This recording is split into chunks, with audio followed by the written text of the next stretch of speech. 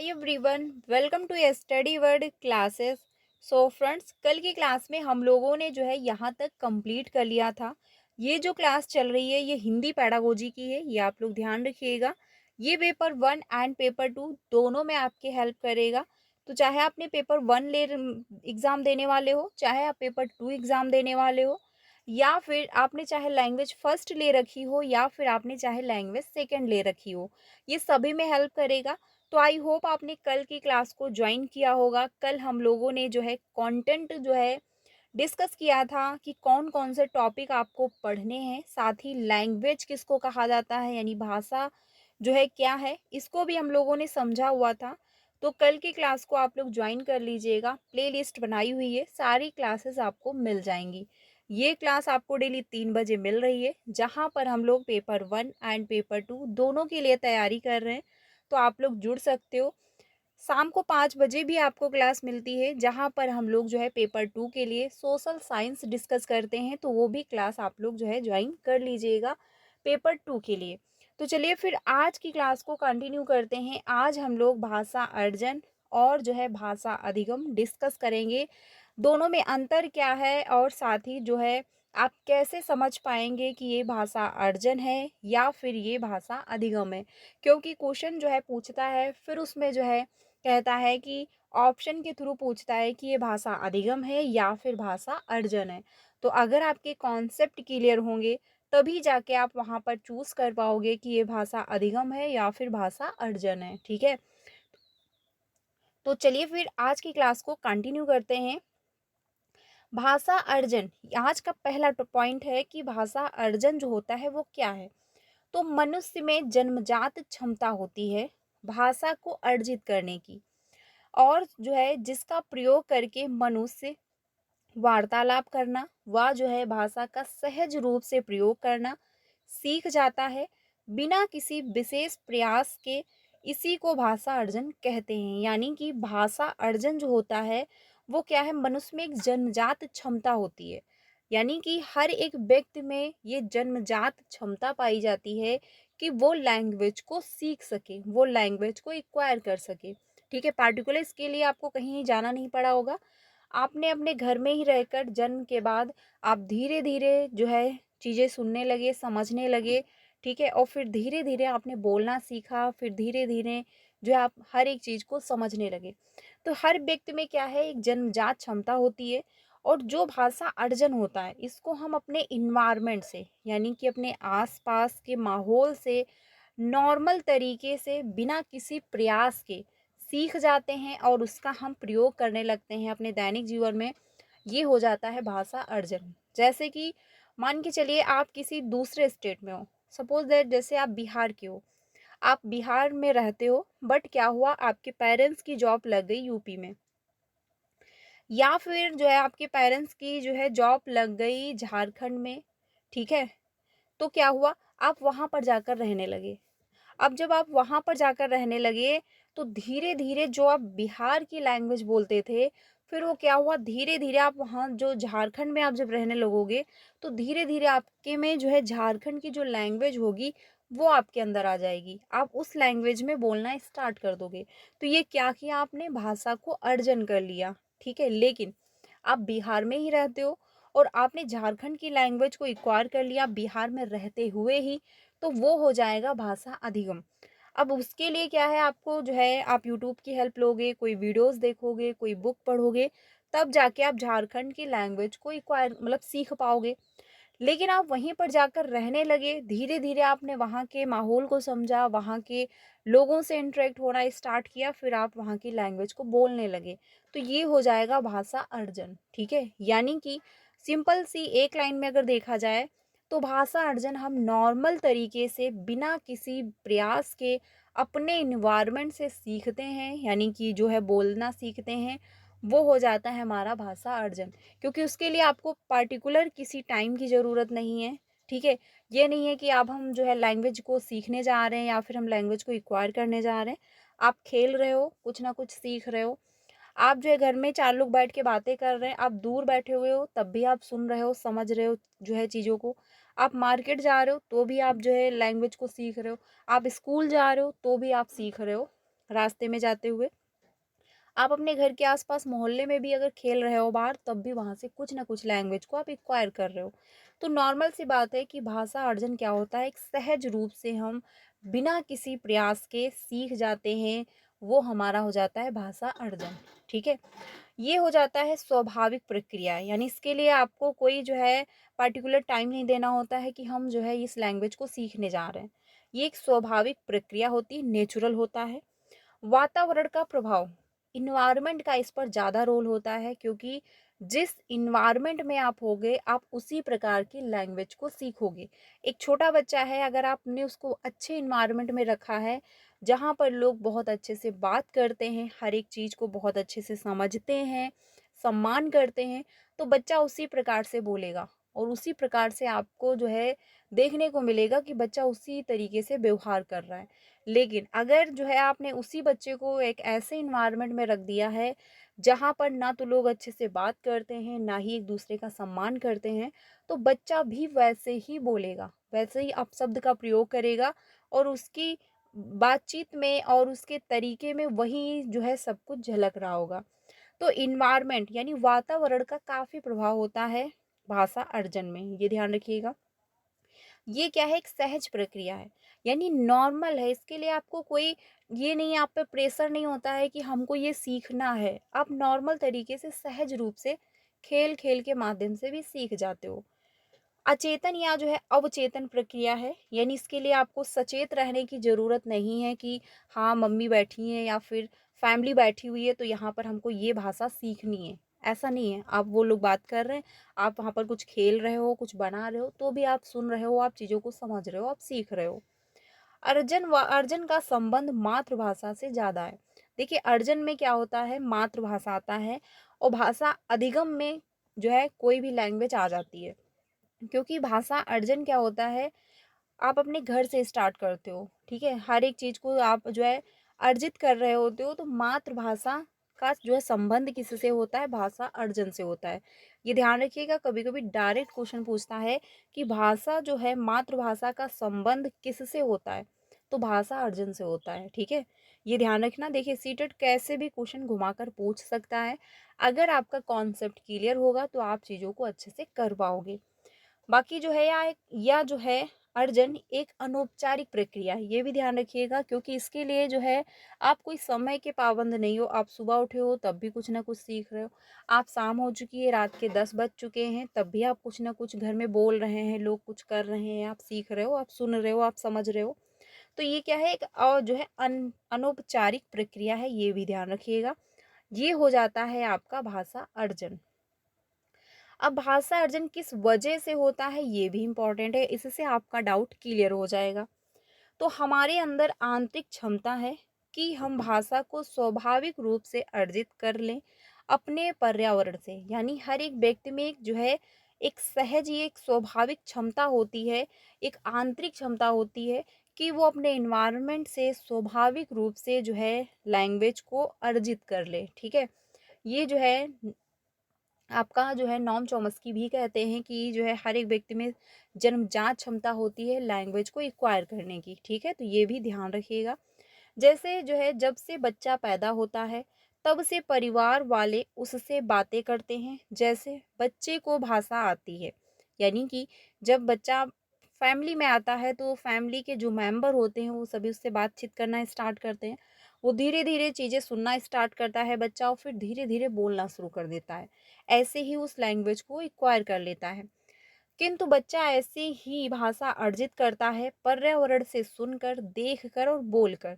क्योंकि बच्चा परिवार में जब है तो वो देखेगा कि लोग कैसे बोल रहे हैं, सुनेगा कैसे जो है बोला जा रहा है, फिर वो देखेगा कि कैसे बिहेव किया जा रहा है, फिर वो बच्चा बोलना स्टार्ट करता है।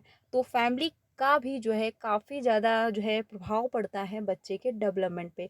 इसीलिए बोला जाता है कि बच्चों के सामने सही से बोलो, सही शब्द का प्रयोग करो, जिससे बच्चे वो चीज़ें सीखें ना, ठीक है? इसीलिए जो है फैमिली में ध्यान दिया जाता है कि अगर कोई बच्चा है तो उसके पास जो है या फिर अगर बच्चा आस-पास बैठा हुआ है तो ऐसे शब्द का प्रयोग ना किया जाए, जो बच्चे के लिए सही ना हो।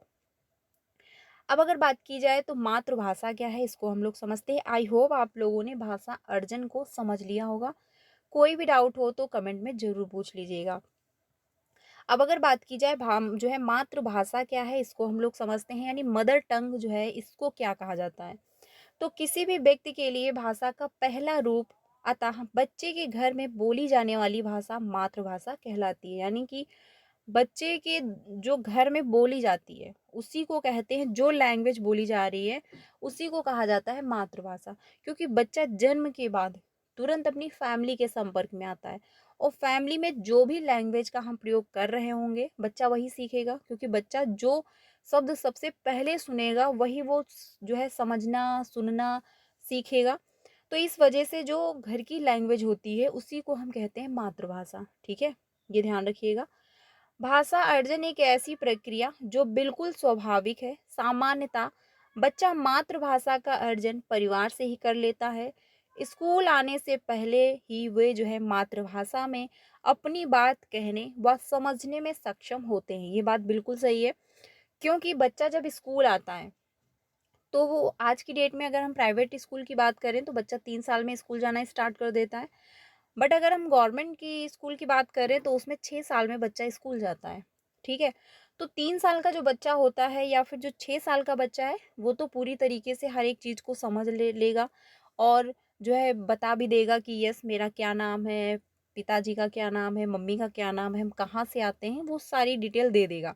3 साल का जो बच्चा है वो शायद हर एक चीज़ को इन्फॉर्म न कर पाए, लेकिन क्या नाम है उसका, ठीक है, और वो एप्पल कैसा होता है, बनाना किसको कहते हैं, ठीक है, ये वर्ड वो कॉमन जानता होगा। डॉग किसको कहा जाता है, कैट कैसी होती है, तो बच्चा चीज़ों को समझ रहा होता है। तो इसीलिए इसमें बताया गया है कि स्कूल आने से पहले बच्चा जो होता है वो अपनी मातृभाषा में चीज़ों को समझना और कहना वो जानता है, वो यानी कि वो सक्षम होता है। तो बिल्कुल सही है, क्योंकि 3 साल का अगर बच्चा भी है, अगर वो स्कूल गया है तो अगर आप उससे पूछ रहे हो कि आपका क्या नाम है तो अपनी मातृभाषा में ही बोलेगा कि हमारा ये नाम है। ठीक है, ये अगर आप डॉग को दिखा रहे हो कि ये क्या है तो वो बताएगा, जो उसके मोहल्ले में या फिर जो भी जहाँ रहता है बच्चा, अगर वहाँ पर उस शब्द को कैसे बोला जाता है वो उसी प्रकार से वहाँ पर बोलेगा।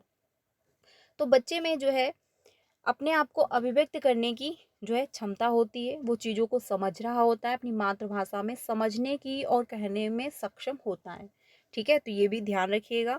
बिल्कुल जो है डब्बा नहीं होता है आज की डेट में कि बच्चा जो है खाली डब्बा है स्कूल जाएगा तभी टीचर उसमें भर देगा, ये आज की डेट में नहीं माना जाता है। हाँ, ये कुछ टाइम पहले था कि माना जाता था कि बच्चा एक खाली डब्बा है उसमें टीचर जो है ज्ञान को भरता है। बट आज की डेट में ये नहीं है। बच्चा स्कूल जाने से पहले अपने आप को एक्सप्लेन करना जानता होता है, उसको थोड़ी बहुत चीज़ें समझ में आती हैं। ठीक है, अपने इन्वायरमेंट के बारे में वो थोड़ा बहुत समझ रहा होता है कि हाँ डॉग कैसा दिखता है, काइट कैसी होती है, ठीक है, बैग किसको बोलते हैं, बनाना कैसा होता है, एप्पल कैसे किसको बोलते हैं, बॉल क्या होता है, वो ऐसे वर्ड समझ रहा होता है। तो आई होप भाषा अर्जन एंड मातृभाषा किसको कहते हैं आप लोगों को समझ में आ गया होगा। अब हम लोग बात करते हैं भाषा अधिगम क्या है। ठीक है, ये भी काफ़ी इम्पोर्टेंट है कि भाषा अधिगम किसको कहा जाता है। तो भाषा अधिगम में क्या है कि अधिगम में प्रयास की आवश्यकता पड़ती है।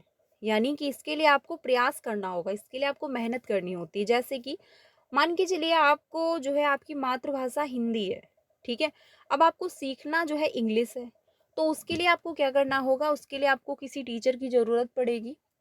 और आज की डेट में अगर बात की जाए तो आप यूट्यूब की भी हेल्प ले सकते हो। बाकी इसके लिए आपको प्रॉपर नोट्स बनाने होंगे। ठीक है, तो ये क्या है, आप इस पर मेहनत कर रहे हो, आप इसको समय दे रहे हो। अगर कोचिंग भी ज्वाइन कर रहे हो आप तो उसके लिए पार्टिकुलर एक टाइम होगा कि 5 बजे से 6 बजे तक आपका ट्यूशन रहेगा, या फिर 3 बजे से 4 बजे तक आपका ट्यूशन का टाइम है। स्कूल भी जा रहे हो तो उसका भी एक फिक्स टाइम है कि मॉर्निंग के 8 बजे से लेकर 2 बजे तक स्कूल है। तो ये क्या, ये टाइम का पाबंद है। अब ये तो नहीं होगा कि आज हमारा मूड नहीं है, हम 5 बजे नहीं जाएंगे कोचिंग, हम 6 बजे जाएंगे, ऐसा तो पॉसिबल नहीं है, क्योंकि ये टाइम फिक्स है, इतने ही टाइम आपको जाना है। तो इस वजह से इसके लिए पार्टिकुलर आपको समय देना होता है, आपको प्रयास करना होता है, आपको जो है मेहनत करनी होती है, तभी जाके इस लैंग्वेज को आप सीख पाते हो। वो हो जाता है हमारा भाषा अधिगम, और इसके लिए आपको सचेत रहना होता है। ठीक है, लेकिन भाषा अर्जन में क्या होता है, आपको सचेत रहने की ज़रूरत नहीं है, अवचेतन प्रक्रिया होती है, आप सीख लोगे सहज और स्वाभाविक रूप से भी। चेतन रूप से सीखी जाती है। नियम सीखने होते हैं, यानी क्योंकि इसमें आपको नियम, रूल आपको सारे सीखने पड़ते हैं। ये नियम वर्ब आप पहले लगा दोगे, ऑब्जेक्ट बाद में लगाओगे, ये अगर आपका मन है तो ऐसा पॉसिबल नहीं। स्टेप बाय स्टेप आपको चलना होता है, तभी जाके आप ग्रामर सीख पाते हो। या फिर अगर मैथ की बात की जाए तो भी आप स्टेप बाय स्टेप चलोगे। तो इस वजह से जब हम दूसरी लैंग्वेज को सीख रहे होते हैं, तो वो हमारा हो जाता है भाषा अधिगम। ठीक है? किताबें पढ़नी होती हैं, कौशल सीखने होते हैं, शिक्षकों की ज़रूरत पड़ती है, अतः भाषा अधिगम एक औपचारिक प्रक्रिया है। क्योंकि औपचारिक इसलिए हो जाती है, ये टाइम के जो है थ्रू चलती है। आपका स्कूल जो है 8 बजे से लेकर 2 बजे तक है, तो ये है आपको इसी टाइम विद्यालय जाना है और 2 बजे तक ही आपको विद्यालय में रहना है। अब ये नहीं है कि आज हमारा मन नहीं तो हम 9 बजे विद्यालय जाएँगे या फिर हम 10 बजे जाएँगे, ऐसा पॉसिबल नहीं है। तो ये एक औपचारिक प्रक्रिया होती है, बल्कि भाषा अर्जन क्या है? एक अनौपचारिक प्रक्रिया है। उसमें आप जो है मार्केट भी जा रहे हो तो भी आप चीज़ों को सीख रहे हो, ठीक है? तो ये ध्यान रखिएगा, इसके लिए आपको पार्टिकुलर प्रयास करना होगा, मेहनत करनी होगी, टीचरों की ज़रूरत पड़ेगी, बुक की ज़रूरत पड़ेगी, आपको कौशल सीखने होंगे, आपको नोट्स बनाने पड़ेंगे और प्रॉपर क्लासें लेनी होंगी, नियम का पालन करना होगा, तभी जाके आप सीख पाओगे। अब इसमें पॉइंट समझते हैं, तो पॉइंट से और डाउट ज़्यादा अच्छे से क्लियर हो जाएँगे। पहला पॉइंट है कि अधिगम का संबंध दूसरी भाषा से है। जैसे कि आपकी मातृभाषा, अभी जस्ट मैंने बताया कि आपकी मातृभाषा अगर हिंदी है तो आपको इंग्लिश सीखना है तो उसके लिए आपको अधिगम करना होगा, ठीक है। बट हिंदी आपकी मातृभाषा रही है तो उसके लिए आपको कोई जो है प्रयास नहीं करने पड़े होंगे, आपने नॉर्मल तरीके से हिंदी सीख ली होगी। जैसे कि मान के चलिए, अब जो है अगर बात की जाए इंडिया की, तो इंडिया में हिंदी ज़्यादातर सभी बोलते हैं।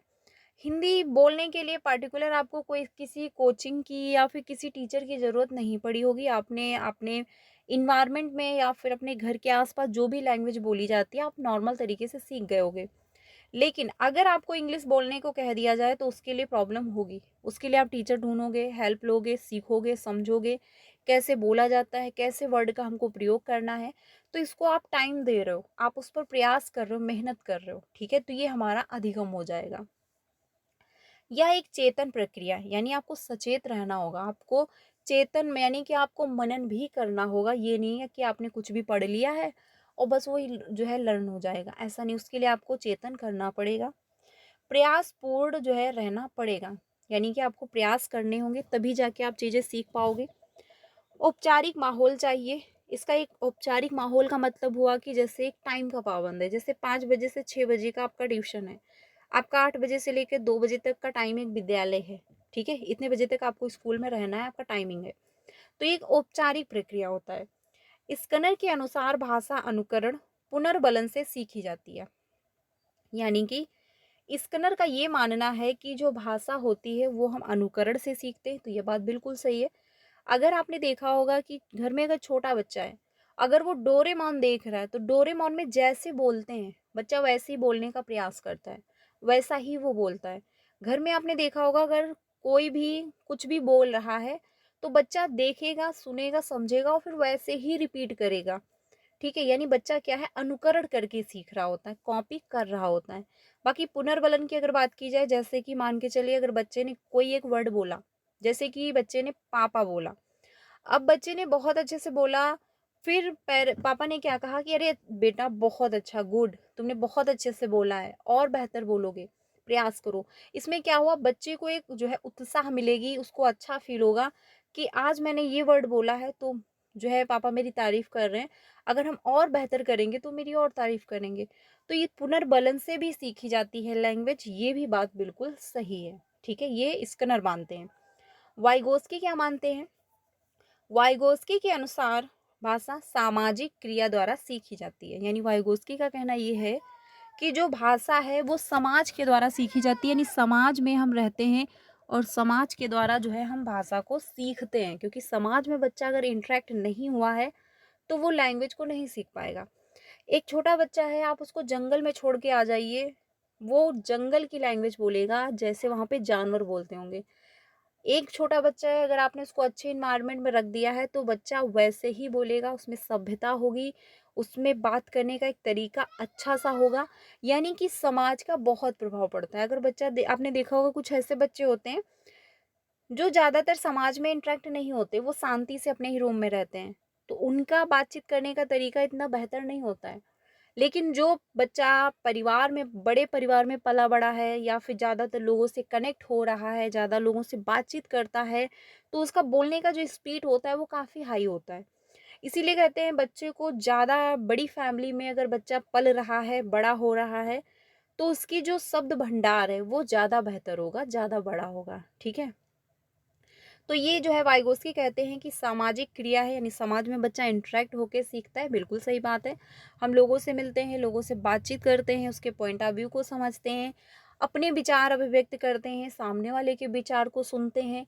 शब्द जो है वो हमारे बढ़ रहे होते हैं, यानी कि लैंग्वेज हमारी डेवलप हो रही होती है। हम नए नए वर्ड सीख जो है सुनते हैं, सीखते हैं, समझते हैं। तो ये बात बिल्कुल सही है। व्याकरण को संदर्भ में सिखाया जाना चाहिए, ये भी बात बिल्कुल सही है।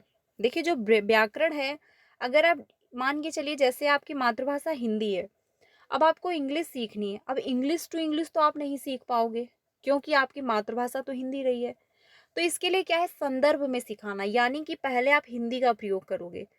आप देखते भी हो आज की डेट में यही होता है। आप, अगर आपकी मातृभाषा हिंदी है और अगर आप इंग्लिश सीख रहे हो, तो सबसे पहले आप हिंदी के वर्ड सीखते हो, पहले हिंदी में ट्रांसलेट करते हो, फिर आप जो है उसको इंग्लिश में समझते हो कि कैसे इसके रूल बनेंगे, कैसे नियम है, कैसे कैसे इसको हमको अनुवाद बनाने हैं, कैसे हमको इसको ट्रांसलेट करना है। यानी आप हिंदी का प्रयोग करते हो, तभी जाके आप इंग्लिश को सीख पाते हो। तो यानी संदर्भ में सिखाना, बच्चे की जो मातृभाषा है उसमें आप कनेक्ट करके सिखाओगे, तभी जाके बच्चा बेहतर सीख पाएगा। अब आपकी मातृभाषा हिंदी भी हो सकती है, तमिल भी हो सकती, तेलुगु भी हो सकती है, और जो है पंजाबी भी हो सकती है, कोई भी लैंग्वेज हो सकती है। बट अगर आप दूसरी लैंग्वेज को सीख रहे हो, तो अगर हम संदर्भ में सिखाएंगे, यानी बच्चे की मदर टंग को इंक्लूड करते हुए सिखाएंगे, तो बच्चा बेहतर सीखेगा। अगले पॉइंट पे चलते हैं। अगला है पॉइंट, भाषा सीखने के लिए प्रिंट समृद्ध वातावरण दिया जाना चाहिए। ये बात भी बिल्कुल सही है। आपने देखा होगा कि जो सरकारी स्कूल होते हैं, उसमें क्लास 1 की अगर बात की जाए, चाहे क्लास 2 की बात की जाए, रूम ऐसे डेकोरेट होते हैं जैसे कि आस-पास जो है बच्चा एक अच्छे से जो है गार्डन में बैठा हो। रूम की हर एक दीवार जो है प्रिंट होती है, जैसे पेड़ बने हुए होंगे, पेड़ पे 1 2 3 4 5 लिखा हुआ होगा, दूसरी दीवार पे ABCD लिखा हुआ होगा, तीसरी दीवार पे छोटा बड़ा और जो है लिखा हुआ होगा, चौथी दीवार जो होगी उस पे टेबल लिखे हुए होंगे, 2 जा 4, 2 जा जो है 6, ठीक है, ऐसे लिखे हुए होंगे। तो ये क्या है, एक जो है प्रिंट समृद्ध वातावरण दिया जाता है बच्चे को। रीज़न ये है कि बच्चा अगर यहाँ पर बैठा है रूम के अंदर, तो इस दीवार की तरफ देख रहा है तो वो 1 2 पढ़ रहा है, इस दीवार की तरफ देख रहा है तो ABCD पढ़ रहा है, इस दीवार की तरफ देख रहा है तो छोटा बड़ा पढ़ रहा है, इस दीवार की तरफ देख रहा है तो जो है पहाड़ा पढ़ रहा है, टेबल पढ़ रहा है। ठीक है, अगर बच्चा जो है ऐसे इन्वायरमेंट में है, तो अगर वो नहीं भी चाहता है पढ़ना तो भी वो पढ़ेगा, क्योंकि ऐसा एक माहौल बना दिया जाता है। वो अच्छे अच्छे जो है चित्र बनाए हुए होते हैं दीवालों पे, अच्छे से उनको प्रिंट किया रहता है कि बच्चा उसमें इंटरेस्ट लेने लगता है। बुकें होती हैं, आपने देखा होगा कि क्लास 1 की या फिर 2 की, 5th तक ऐसा होता है, लेकिन क्लास 1 की ज़्यादातर ऐसी बुकें होती हैं जो काफ़ी अच्छी प्रिंट होती हैं। उस पर जो है आपने देखा होगा पहाड़ बने होंगे, नदियाँ होंगी, तालाब होंगे, ठीक है, हर एक जानवर उस पे जो है प्रिंट होगा। बच्चा जिस माहौल में रहता है, जिस एनवायरनमेंट में रहता है, वैसी ही बुक उसको नज़र आती है। अगर उसने डॉग को देखा है अपने घर के आसपास, बुक में भी देखेगा, हाथी को बुक में देखेगा, वो खुश हो जाएगा कि अच्छा ये हाथी है। यानी कि बुक ऐसे डिजाइन की जाती है कि बच्चा नहीं भी पढ़ना चाह रहा है तो भी वो बुक खोल के चित्रों को देखेगा, और ये होता है। आपने देखा होगा घर में छोटे अगर बच्चे हैं, उनको समझ में नहीं आ रहा है कि ये है क्या, बट वो बुक को खोलेंगे, जो चित्र बने हुए होंगे उसको वो देखेंगे, ठीक है, बहुत गौर से देखेंगे और उनको मज़ा भी आता है। तो इसीलिए ये बुक क्यों प्रिंट की जाती हैं ऐसी, इसलिए प्रिंट की जाती हैं कि बच्चे का, अगर बच्चा नहीं पढ़ रहा है तो भी कोई बात नहीं, बल्कि बच्चे को इंटरेस्ट तो आ रहा है, यानी बच्चा इंटरेस्ट ले रहा है, इतना ही बहुत है। धीरे धीरे इंटरेस्ट लेते लेते लेते लेते बच्चा धीरे धीरे पढ़ना सीख जाएगा। तो इसीलिए जो है प्रिंट समृद्ध जो वातावरण होता है वो भी इम्पोर्टेंट होता है, क्योंकि लर्निंग को जो है एक बेहतर दिशा देने के लिए हर एक चीज़ प्रभावित करती है। इन्वायरमेंट कैसा है ये भी मैटर करता है कि बच्चा किस इन्वायरमेंट में रह के पढ़ाई कर रहा है। स्कूल का कैसा माहौल है बच्चे की लर्निंग को काफ़ी प्रभावित करता है। अगर स्कूल का माहौल अच्छा है तो बच्चे की लर्निंग बेहतर होगी, अगर अच्छा नहीं है तो बच्चे की लर्निंग भी काफ़ी प्रभावित होगी। ठीक है? तो ये सारे पॉइंट थे अधिगम के जो कि इम्पोर्टेंट है। देखिए, ये देखने में तो आपको ऐसे ही लग रहे होंगे कि ऐसे ही ये पॉइंट मैं आपसे डिस्कस कर रही हूँ, लेकिन ये पॉइंट जो है ये काफ़ी इम्पोर्टेंट है। रीज़न ये है कि सिलेबस नहीं चेंज है, लेकिन आज सीटेट का जो पेपर आता है आज की डेट में वो काफ़ी टफ आता है। क्यों? क्योंकि क्वेश्चन सीटेट कैसे भी कहीं से भी घुमा के पूछ लेता है, और जब हमारा कॉन्सेप्ट क्लियर नहीं होता है तो हम कंफ्यूज हो जाते हैं, उसी में ढेर हो जाते हैं। रिजल्ट बहुत डाउन जा रहा है और ये देखकर काफ़ी दुख भी होता है, क्योंकि जो अभ्यर्थी हैं बहुत मेहनत करते हैं और इसका फॉर्म जो फिलअप होता है वो 1200 का होता है। अगर आपका एक नंबर नहीं आया, कम हो गया, तो आपको फिर से जो है 1200 पे करने होंगे अगर आप दोनों फॉर्म फिलअप कर रहे हो। ठीक है? और आपको फिर से मेहनत करनी होगी, पूरी फिर से पढ़ाई करनी होगी। तो इस वजह से जो है कॉन्सेप्ट को अच्छे से क्लियर कर लीजिए। क्वेश्चन कैसे भी पूछे घुमा के सीटेट आपको आना चाहिए। आप ये सोच के चलिए कि हम जो सीटेट का सिलेबस है पूरा पढ़ लेंगे, अच्छे से समझ लेंगे, हर एक कॉन्सेप्ट क्लियर करेंगे, कैसे भी घुमा के पूछे हम कर लें, कहीं से कोई भी क्वेश्चन पूछ ले तो एटलीस्ट हम बता पाएँ। ठीक है? आप ये सोच के पढ़िए बस। आप ये मत सोचिए कि सीटेट में कैसे भी करके हमारे 90 नंबर आ जाएँ, कैसे भी करके हम 82 नंबर पा जाएँ तो हम क्वालीफाई हो जाएँ, ये नहीं सोचिए। बस ये सोच के चलिए कि हमको सीटेट का जो सिलेबस है वो पूरा आना चाहिए। कोई कहीं से भी कोई भी क्वेश्चन घुमा कर पूछ ले तो हम बता पाएँ, हर एक कॉन्सेप्ट हमारा क्लियर होना चाहिए। बस आप देखिएगा आपके 100 प्लस या फिर 110, 115, 120 नंबर आएँगे। और अगर आपने बेहतर जो है प्रैक्टिस कर ली प्रीवियस के क्वेश्चन की भी तो और बेहतर आपके नंबर आएँगे, क्योंकि कॉन्सेप्ट क्लियर होने के साथ-साथ प्रीवियस के क्वेश्चन की जब आप अच्छे से प्रैक्टिस करोगे तो देखिए इससे क्या होता है, कभी-कभी ऐसा भी होता है कि आपका कॉन्सेप्ट तो क्लियर है, बट आपने क्वेश्चन की प्रैक्टिस नहीं की तो आप लैंग्वेज नहीं समझ पाओगे। तो इसी वजह से कॉन्सेप्ट के साथ-साथ प्रीवियस के क्वेश्चन से जब आप प्रैक्टिस करोगे तो आपकी लैंग्वेज भी आपको समझ में आएगी कि सीटेट में कैसे लैंग्वेज पूछी जा रही है और कैसे क्वेश्चन घुमाए जा रहे हैं। जब आप प्रैक्टिस कर लोगे तो आपको क्वेश्चन अटेंड करने में ज़्यादा प्रॉब्लम नहीं होगी, कम टाइम में आप क्वेश्चन को अच्छे से कर लोगे। ठीक है? तो ये भी ध्यान रखिएगा। बाकी कॉन्सेप्ट क्लियर होने चाहिए। इस बार सीटेट का रिजल्ट बहुत ज़्यादा डाउन गया। पेपर 2 की अगर मैं बात करूँ तो सबसे ज़्यादा जो है डाउन गया हुआ है।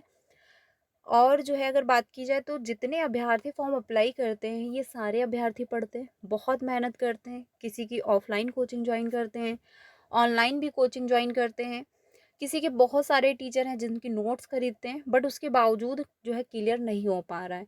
रीज़न ये है कि टीचर आपको सिर्फ जो है डायरेक्शन दिखा सकता है, एक दिशा दे सकता है, चलना उस पर आपको ही है। टीचर आपको जो है डिस्कस कर लेगा आपके साथ, आपको पढ़ा देगा, पेपर आपको ही देने जाना है। तो अपने तरीके से पढ़िए, अच्छे से पढ़िए और बिल्कुल ऑथेंटिक पढ़िए कि सीटेट में आखिर पूछता क्या है। सीटेट का सिलेबस बिल्कुल फिक्स है और उससे एक्स्ट्रा कुछ पूछा नहीं जाता है। तो बिल्कुल सिलेबस के अकॉर्डिंग पढ़िए और ये भी देखिए कि टीचर जो पढ़ा रहा है क्या वो सिलेबस के अकॉर्डिंग है या फिर नहीं। मॉक टेस्ट के चक्कर में ना पड़ें कि हमको सिर्फ मॉक टेस्ट लगा लेने हैं, नहीं। पहली प्रायोरिटी रखिए कि हमको कंटेंट अपना कंप्लीट करना है। कंटेंट के साथ-साथ हमको प्रीवियस के क्वेश्चन की प्रैक्टिस करनी है।